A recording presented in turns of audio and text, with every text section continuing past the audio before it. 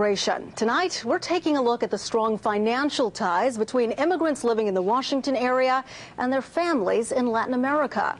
ABC 7's Leon Harris recently traveled to El Salvador and traced that money pipeline. Salvadorans send home an astonishing $3.6 billion every year, and a good portion of that comes directly from here, the Washington area. When Rosa Nativi left El Salvador in 1981, she came to the United States and started over.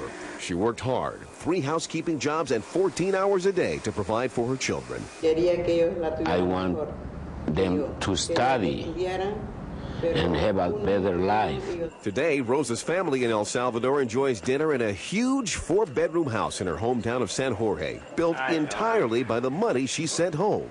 This was her wish. So for me, it's something special. It was something very big to know that she was working for her children.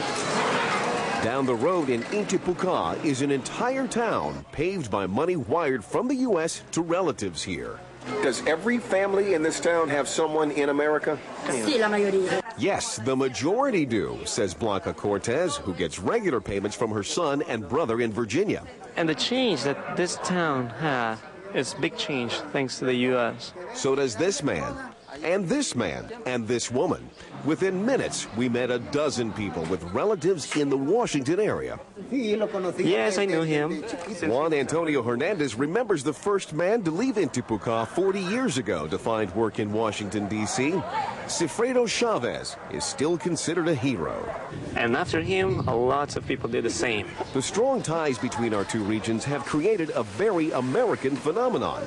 Many mansions, 2- and 3-story homes with balconies and elaborate ironwork. You've got these guys that are working in construction, building these types of homes in Virginia, North Carolina, Maryland, Washington, D.C., and they have sent back the plans to build those homes here. Right across from some of the grandest homes are those far more typical of this country. Fragile structures made of wood and tin. These are the Salvadorans without relatives in the Washington area. There may also be a bit of resentment building between those who do and those who don't have relatives in the U.S.